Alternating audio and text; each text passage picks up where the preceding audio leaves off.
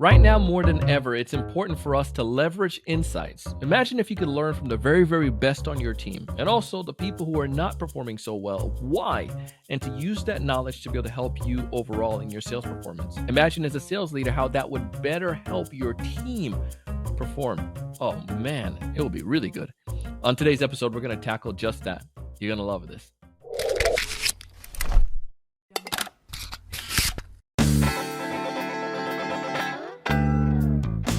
Hey, everyone. Welcome to another great episode of the Sales Evangelist podcast. I'm your host, Donald C. Kelly, the Sales Evangelist. And I'm so excited for another great episode. I'm so excited to be here with you today because this is what we're going to talk about. You see, I'm getting so excited. My voice is going real high to another octave, right? But we want to talk about how we can leverage the insights because right now, more than ever, the time this episode is going out, we're still finding ourselves in a little bit of an economic challenge. And we want to make sure that we can leverage insights, leverage what our team's doing to perform to the best of their ability, to use that to help the overall rest of the organization. And on today's episode, I have a great guest. His name is Trent Anderson. And Trent is the head of podcast publisher partnership over at an amazing organization you may have heard of before. It's called Podchasers, and you can find a link down below in the show notes. Trent's going to talk a little bit more about what he does, but here's the bottom line.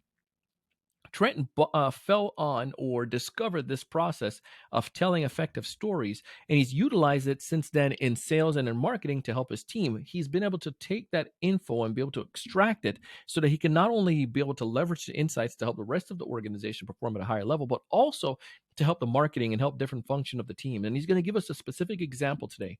Now, if this is the first time you've ever listened to our podcast, please consider subscribing because you're going to get access to amazing episodes like this, as well as I want you to take this episode and share it with one other person on your team.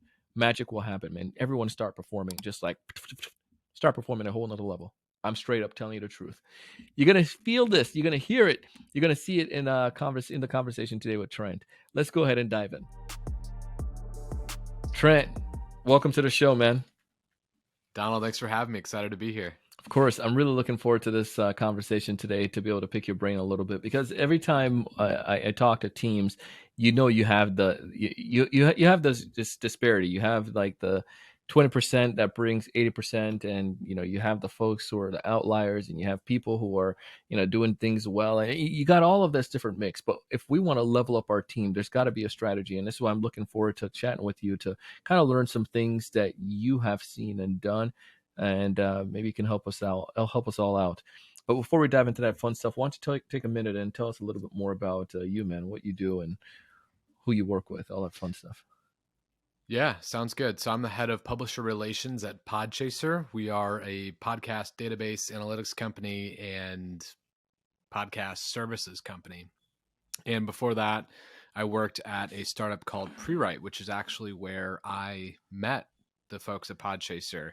And Prewrite was a storytelling app that we were using for podcasters, for salespeople, for content creators, just generally speaking. So I got really deep into understanding what storytelling was.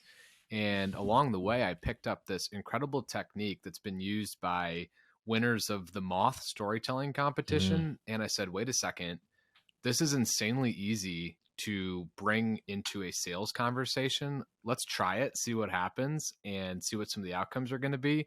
And we'll unpack that. But yeah, you already mentioned it. It's the first, last, best, worst concept, and it's got incredible utility for sales, for marketing, for customer success, for business generally speaking. But I'm excited to unpack it with you. Ooh-wee. Let's do it. Well, we kind of set the problem already, the situation. Like there's oftentimes like, teams, individuals, they come across situations where, they don't necessarily know exactly what they should do. And I think context wise right now when we're recording this episode, this is this November, 2022. And the world is in this interesting quagmire where we're figuring out if it's a recession or not. We know there's definitely economic challenges, and there's been some inflation, and things are kind of looking better. But folks find themselves facing challenges as sales reps, and we need to look for ways that we can be better. This concept, no pun intended, but better. But this concept, I wanted you to, with this notion now of where we are and what are some sellers are facing, talk to us about what exactly is this principle, this strategy, and then let's break it down, how we can use it. Yeah, I mean, if you've sat on a sales floor, either virtually or in office ever, you've always kind of seen the maverick salesperson. You're like, God, if I could do anything, I'd want to be like that person. They're closing the biggest deals. They have the best stories. He's driving the nicest car, whatever. And you're like, what is so special about that person? Like, what can I pluck from his brain or her brain to make me a better seller so I can eventually send to get there? And it's almost always like gated institutional knowledge, right? Like some people are very nurturing and mentoring and they'll take you under their wing, but it's kind of few and far between. Why? Well, they've got a nut to crack themselves, and that's just how life goes. And I think as someone who's sat in sales leadership positions basically my entire career, helping really crack that institutional knowledge and then distribute it to the rest of the team is such a crucial aspect of building like a high functioning sales team.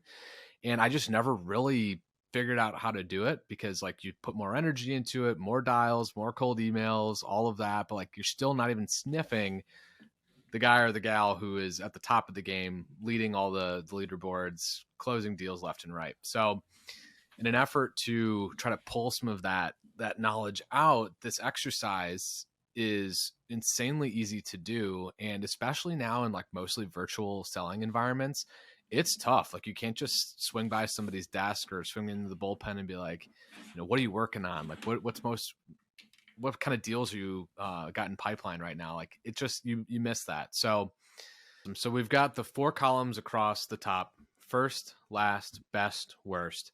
And then across the rows, you have all of the functional aspects of the job. So we're going to view this through the sales lens, right? Okay. Well, what are the functions within a sales day to day? Cold call, let's put that in there. Cold email, let's put in there. Closed won and closed loss. So like, let's just use those 4 as our first 4 in this kind of matrix. So the first question you're going to ask is, what is the first cold call you ever made?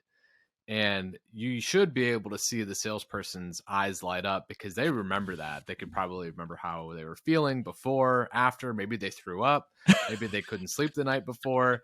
You hear all kinds of crazy stories. And the emphasis is you hear stories, because people have these guttural reactions to the first time they did anything.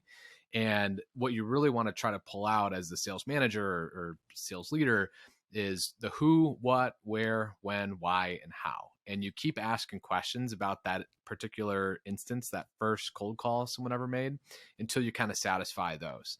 So that's fun. It kind of warms people up to the exercise. But what you really want to get to is the best and the worst, because those are going to be really illustrative of what kind of deals are actually closing, and you're going to get some really awesome insights as to like what types of companies we're actually closed with, right? So let's keep going through the process. What was your best closed one? And this, like, you really see people like physically start to lean in, like they're getting closer to the mic, they're getting closer across the conference table, because they can remember it was Q4 and I'm up against quota. I missed out on the last 3 months and I'm on a PIP. And here I am. I've been working this huge deal. It's going to be 6-figure commission check. And I basically was left for dead with it. But I called the executive assistant to the CEO on Christmas Eve. And I said, Agnes, I need your help with this. I just need a decision before the end of the month. I'm trying to get everything wrapped up. And it'll transport the seller back to a place in time in which they did something that was maybe out of the ordinary or extraordinary about that. And what you'll see is like you can use those little anecdotes and use those little stories to propel even further and say, like, this is what a top tier seller does. They don't mail it in at the end of the year. They don't mail it in at the end of the quarter. They proactively go out and they called the executive assistant, and then so on down the line, the story goes. So that's really fun. And then the worst is also a really fun exercise to bring out, because that can help serve as a parable almost like Aesop's fables or whatever that you probably remember reading as a kid, because it can help people avoid some of the trappings of bad deal making. And I'll give like my own personal example of the worst closed Please. one deal I ever had. This dude rolls up, been a big Jaguar. It's a brand new car. It looks sick. Like, we're like, oh man, this guy's got money. Like, we're definitely gonna be able to get this deal, and we could probably charge a premium on it because this car is dope. And it's like end of Q3. We're trying to get numbers in the door so we can close out the quarter strong. I had a little bonus on the line, etc.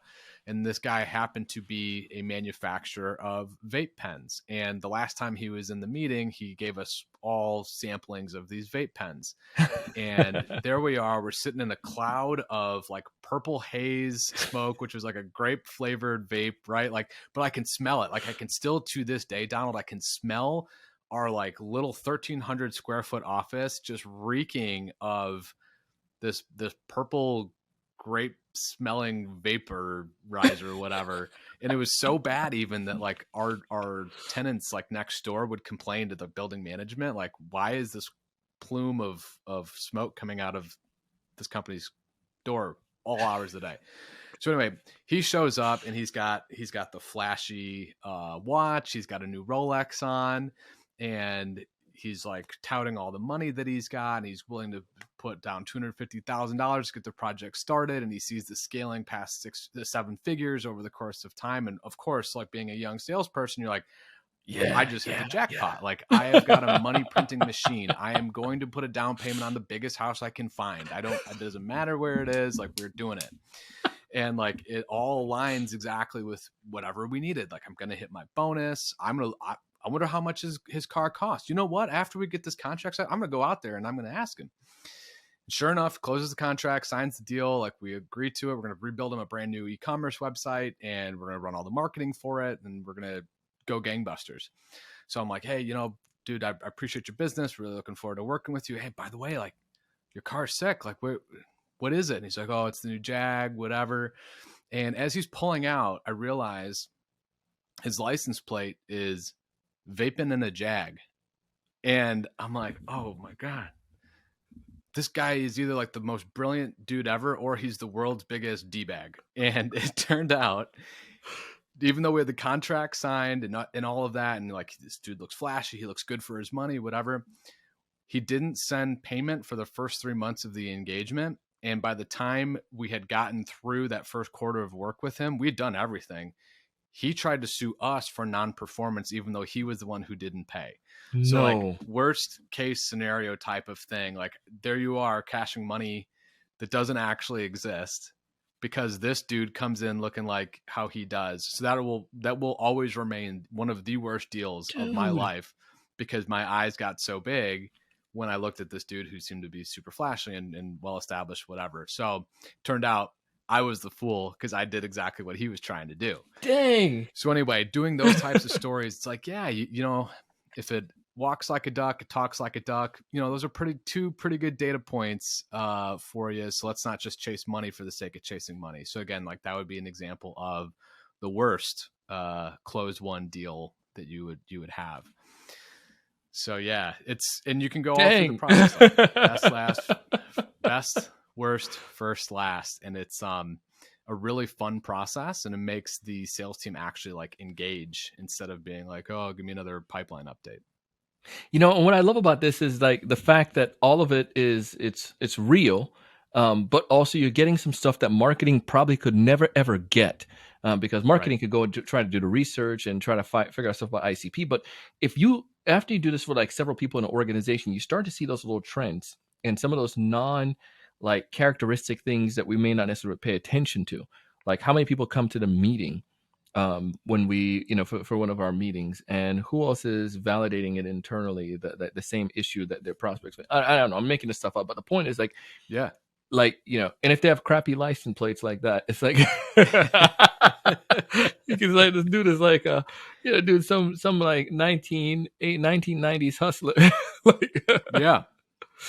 But no, yeah, that's exactly right. And that's again, what's so fun. And as you do this, and I recommend doing it on probably a quarterly basis, to be honest, because you start to aggregate the data across 4 quarters, you get some really interesting trend lines. And like Hmm. we're doing this right now as we look towards 2023 with our annual planning, like which verticals are we actually trying to target and lean into, especially as we've, like you mentioned, have an uncertain economy and all kinds of chaos happening in the macro. And we've got one vertical that we think is great in healthcare. So I start asking our sales team to go through this whole process, first, last, best, worst. And 3 of the sales reps had questions about uh, their healthcare clients when it Mm. came to best and worst. So you start to unpack that and be like, wait, okay, how could it simultaneously best and worst? Well, the ones that said it was best is because they had the highest ACV on the deals. The ones that said was worst was because they had to go through 6 different layers of legal compliance to actually get the deal done.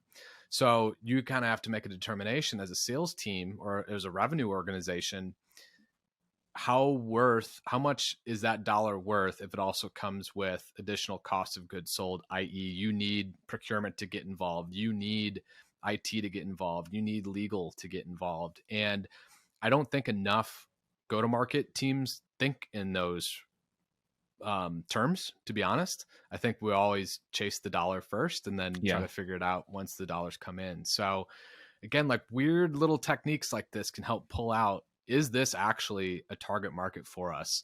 And the longer, the larger the data set you have, the more I think focused you can get on hypothesizing about planning and execution. Yeah, I mean, I think you're right on that. It gives you, I don't know, it just gives you as an individual contributor, it gives me confidence as well. I think about the new people that can get the confidence from it. I think about the seasoned folks that can tweak. Because if you're, I interviewed this guy. One of the things that he mentioned was that the playbook that you ran in December of last year, and I went as far to say the emails you sent at the beginning of the year this year cannot be the same ones that you send right now, because we're in total different time frame, total different like situations, like that macro situation. So if that's the case, like how can I best help my team to be as nimble as possible when we can, but figuring stuff like this out, whether than instead of me go hiring a McKinsey consultant and drop a couple 100,000, I can do this in like an afternoon and really get some rich insights as well. And you probably just have to pay a couple boxes of pizza. Yeah, exactly. And it lives in a Google Sheet or Excel document. So like it costs basically nothing outside of time. And I would highly suggest, especially as you start rolling out like annual plans and quarterly plans Mhm. with teams, to like just make sure that some of the data points that you're projecting actually fit into this. Because oftentimes what happens, right? Like management says this is quota and this is how that quota is going to be diversified across like these types of clients as well as these products within like your product portfolio if you have something like that in SaaS. And they're often not based in reality at all. And I think this is a really interesting way, if you feel like somewhat unjustified in the targets that you've received from on high, going through this process, if you're a revenue leader and you're trying to help your frontline sellers, is really interesting, because they can say, hey, I see that we've got earmarked here 60% growth in the healthcare vertical, for example. Turns out like some of our worst clients, like our churn clients, are really coming from that angle, and they're really difficult to close. And this is why it's super helpful to do it across not just sales but also customer success, because I don't Yeah. think oftentimes people don't really take customer success input, even though they're the ones that are actually dealing with post sale. So like again, if you have, if you're a data wizard or whatever and you're doing pivot tables within Excel, like you could combine data sets between sales and CS and then like create almost like a scored matrix and say, yeah, we do feel really confident about this vertical based on the qualitative insights. And again, qualitative insights that we're gleaning from this process. Is it going to replace your CRM data? Absolutely not.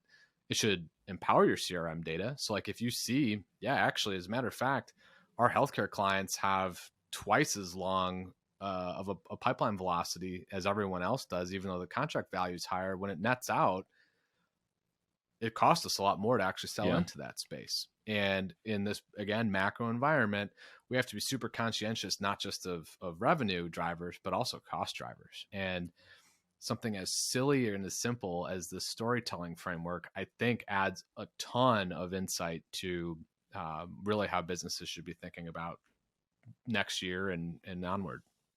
Yeah, because even though like you can, one of the other use cases I think about this too when it comes towards a team is like even if it's like stacking based on a talent of the individuals. So again, maybe somebody is very well versed, they do really well in that healthcare space.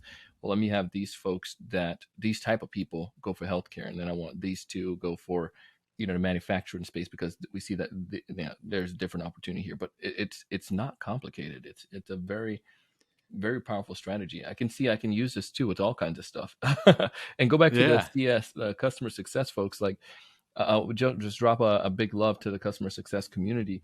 I had one of my best, the biggest secret I ever had when it comes towards sales as a BDR.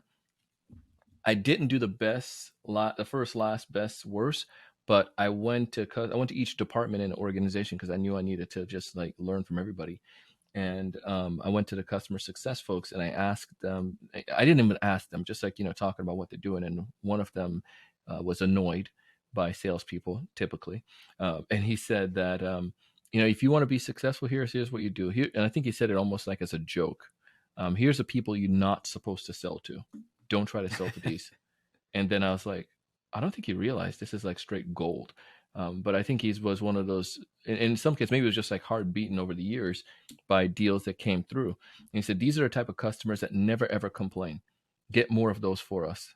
And when I looked at it, it was like the right size organization. They weren't too large. They weren't too small. They were a paying customer, but they never complained. They used the software. And that was a sweet spot. And I was like, thank you, Yep. customer success. Imagine if I did this though. Oh Yeah, I man. mean, if you did both, right? Like, and I think that's the fundamental difference now. Like, we've teased this macro environment, right? And like, Yeah.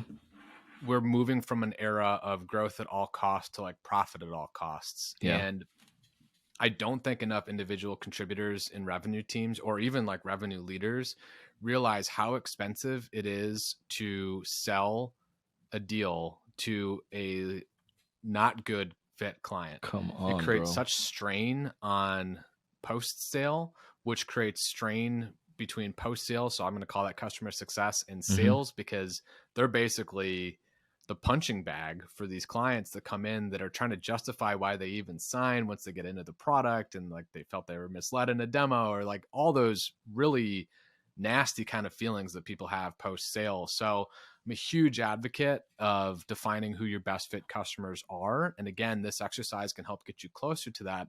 But if you can't even define like who your best fit is, to your point, Donald, like if you can find who the worst fit customer is, just avoid them like the plague, right? And again, a lot of your worst close one deal conversations and stories that get pulled out there are going to be great guiding lights for that. So yeah, it's a different world, and I think we have to start adapting as revenue teams to it, because if the customer's not coming first, then like why are we even doing it, in my opinion? But Straight up.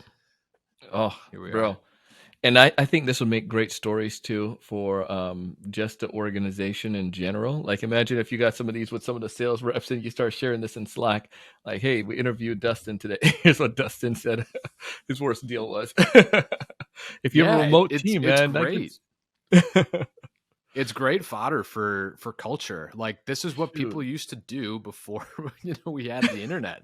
They would knock off a couple beers at the pub after, and before they go home to their kids and their microwave dinner and their wife, they would have a couple beers and like, man, what happened in the trenches today? And they would tell these stories. And somehow, some way, despite all the technology we have, all of that information got lost. Yeah. And we're not like lacking tools. So we've all got them, but I think knowing how to use them and wield them and get the most utility is great. And I think this exercise really is a tool for cementing this great process of storytelling.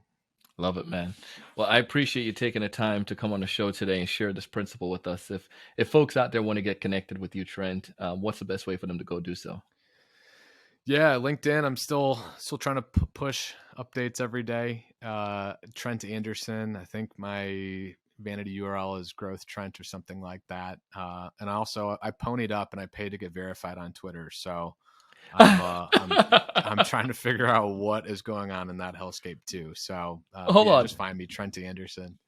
So anyone can get verified, or you just literally have to certain criteria? Yeah, you just got to pay for it now. It's wild, wild world, Donald.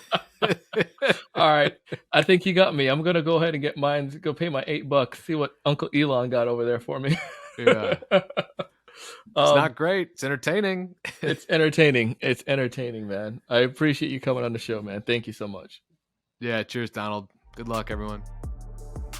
Hey, that was Trent Anderson, and if you haven't done so already, go ahead and connect with him on LinkedIn. He's out there dropping some value bomb. I'm looking at his profile right now on LinkedIn. Looks pretty good. So tell him that you heard him here on the Sales Evangelist podcast, and let him know that you enjoy the content. I really love this process, man. Looking at the first, the last, the best, the worst. There's so much that we can take from this conversation that we can utilize not only in our sales effort, but other areas of our lives and other areas of our businesses. So check it out. Also, check out our sponsors because they're giving you some amazing offers and opportunities. And I would hate for you to miss out on that because you didn't jump on it. Just go ahead and hit them up, man. Tell them that Donald Kelly sent you their way and take advantage of those offers. But as always, I want you to be able to build better pipeline. I want you to have a strong pipeline. I want you to close more of the deals on in that pipeline. And most importantly, I want you to raise your level of thinking because you can do amazing stuff. You just got to think and go and do it. No one's going to give it to you. Go make it happen. So I encourage you to go out and do big things. Thanks so much for watching.